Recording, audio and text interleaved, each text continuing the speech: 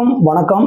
ராம் சரண் நடிப்பில் ஒப்பனா இயக்குனர் புச்சிபாபு இயக்கத்தில் வெளிவந்திருக்கிற பெட்டி படம் எப்படி இருக்கு அப்படின்றத பார்த்துடலாம். பெட்டி படத்தின் கதை என்ன அப்படின்றத பார்த்துடலாங்க. விஜயநகரம் அப்படின்ற ஒரு நகரம் இருக்கிறது. அந்த நகரத்தில் பார்த்தீங்கன்னா ஒரு மலை கிராமம் இருக்குது. அந்த மலை கிராமத்திற்கு அடிப்படை வசதியே இல்லை. உண்மை என்னன்னா அங்கே சாலை வசதி கிடையாது, லைட்டு கிடையாது, எந்த வசதியும் கிடையாது.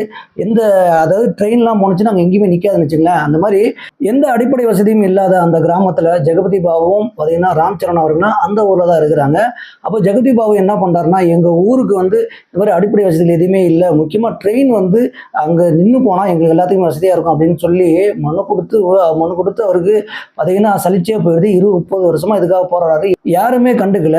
இது ஒரு பக்கம் போயிட்டு இருக்குது. இன்னொரு பக்கம் பார்த்தீங்கன்னா இந்தியாவில் ஒலிம்பிக்கில் 2 தங்கப்பதக்கம் தான் வாங்கியிருக்கிறாங்க. அப்படி இருக்கும் பொழுது இந்தியாவில் இவ்வளோ மக்கள் தொகை, இவ்வளோ பேர் இருக்கும்போது 2 தங்கம் தானா, அப்போ வீரர்கள் யாருமே இல்லையா அப்படின்னு சொல்லிட்டு விளையாட்டுத்துறை தலைவர் பார்த்தீங்கன்னா என்ன பண்ணுறாருன்னா, ஒவ்வொரு ஊராக போய் பார்த்தீங்கன்னா அதாவது ஒவ்வொரு ஸ்போர்ட்ஸில் இருக்கவங்களெல்லாம் தேர்வு செய்கிறார். அப்படி தேர்வு செய்ய போகும்பொழுது பார்த்தீங்கன்னா அந்த விஜயநகரத்துக்குள்ளே அவர் என்ட்ரி ஆகிறாரு. என்ட்ரி ஆகி ஒவ்வொரு ஊருக்கும் போகும்போது பார்த்தீங்கன்னா கிரிக்கெட்லேருந்து தேர்வு வைக்கிறாங்க, நான் பெட்டி மாதிரி வரும்னு சொல்கிறாங்க.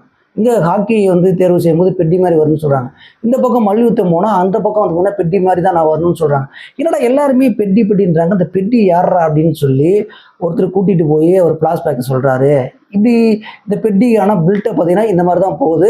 கிட்டத்தட்ட அரை மணி நேரம் கழிச்சு தான் ராம் சரண் அவர்களே இன்ட்ரடியூஸ் பண்ணுறாங்க. இது ஏதோ ஒரு படத்தை நமக்கு ஞாபகப்படுத்துகிற மாதிரி இருக்குல்ல, கேஜிஎஃப் தாங்க. பில்டப்னு ஃப்ளாஷ்பேக் அவரை சொல்லி என்னத்தை ஏற்றி விடுவாங்கள்ல, அதே மாதிரி தான் ராம் சரண் அவர்களை யார் அப்படின்னு ஏற்றி விடும்பொழுது அதுக்கப்புறம் பெட்டியாக வருகிறார் யார், நம்ம ராம் சரண் அவர்கள். ராம் சரண் பார்த்தீங்கன்னா அந்த கிராமத்தில் இருக்கும் பொழுது அங்கே அவர் கிரிக்கெட்டில் விளையாண்டுட்டு இருக்கும்போது யார் அதிகமாக காசு கொடுக்குறாங்களோ அங்கே தான் போவார். அது கிரிக்கெட் விளையாடும்போது பார்த்தீங்கன்னா அவர் உடம்பு வாகு இதெல்லாம் பார்த்துட்டு அங்கே மல்யுத்த வீரராக இருக்கக்கூடிய அதாவது சிவராஜ்குமார் அவர்கள் பார்வையில் படுறாரு. அப்போது இவனை கூப்பிட்டு போய் நம்ம மல்யுத்தத்துக்கு பயன்படுத்தினா எப்படி இருக்குன்னு சொல்லிட்டு மல்யுத்தத்துக்கு பயன்படுத்துகிறார்.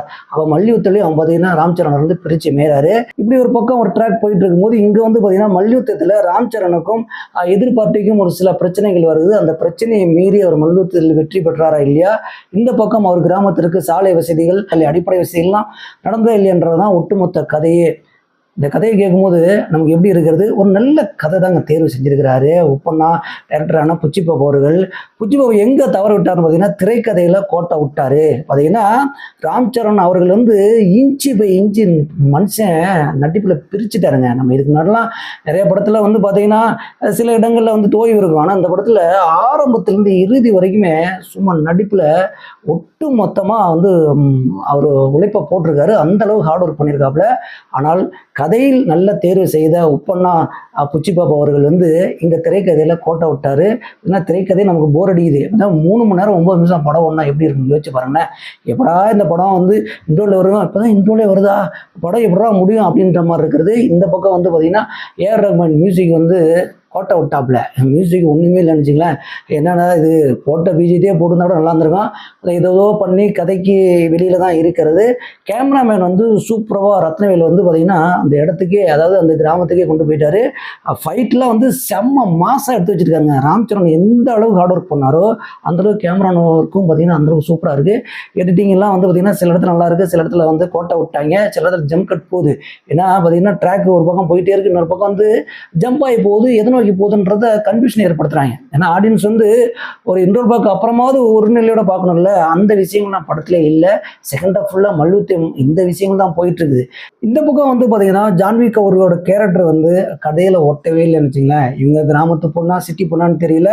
நான் தாவணி கட்டிட்டு வராங்க, சில இடத்துல தாவணி கட்டும் போது பார்த்தீங்கன்னா கிராமத்து பொண்ணு மாதிரி தெரியுறாங்க. அதுக்கப்புறம் அவங்க கூட 10 பொண்ணுங்க எப்பயுமே சுற்றிட்டு இருக்குது. இந்த கேரக்டரைசேஷன்லாம் எதுக்கு, இந்த கேரக்டர் உள்ள எது கொண்டு வந்தாங்க, இந்த லவ் போர்ஷன் எதுக்கு அப்படின்றதெல்லாம் ரைட்டிங்லேயே பக்கா பண்ணியிருந்தால் நல்லா இருந்திருக்கும். அப்போ ஒட்டுமொத்த கதை எப்படி இருக்குது அப்படின்னு கேட்டிங்கன்னா, இதில் ஆரம்பத்தில் நம்ம சொன்ன மாதிரி ஜெகபதி பாபு அவர்கள் கொண்டு வந்த ஒரு விஷயம், அதாவது ஜெகபதி பாபு கேரக்டரில் அங்கே பார்த்திங்கன்னா அடிப்படை வசதி இல்லைன்னு ஒரு விஷயத்தை சொல்லி வந்திருக்காங்க. இந்த பக்கம் இந்தியாவில் ஒலிம்பிக்லேருந்து 2 தங்கப்பதக்கம் தான் அப்படின்ற ஒரு விஷயத்தை கொண்டு இதுக்குள்ளே ராம் சரணை கொண்டு தெளிவாக எதை நோக்கி நம்ம கொண்டு போகிறோம் அப்படின்றத ஸ்க்ரீன் பிளேயில் சொல்லவே இல்லை. அதாவது இந்த எல்லா விஷயங்களையுமே கதையாக பார்க்கும்போது ஸ்ட்ராங்காக தான் இருக்குது. அவர் திரைக்கதையில் 2 பக்கம் நீங்கள் ஒரு ஒரு ட்ராவல் பண்ணுறீங்க அப்படின்னா அதை தெளிவாக கொண்டு போய் முடிக்கணும்ல. கிளைமேக்ஸும் பார்த்தீங்கன்னா நார்மலாக தான் இருக்குது. ஆனால் செகண்ட் ஹாஃப் ஓரளவுக்கு நல்லா இருக்குன்னு வச்சுங்களேன். லாஸ்ட்டு ½ hour வந்து கொஞ்சம் விறுவிறுன்னு போகுது. ஆனால் கிளைமேக்ஸ் ரொம்ப நார்மலாக இருக்குது. அப்போது பெட்டி பாப்பு எப்படி இருக்குது அப்படின்னு பார்த்தீங்கன்னா, பெட்டியில் படுத்து விட்டது.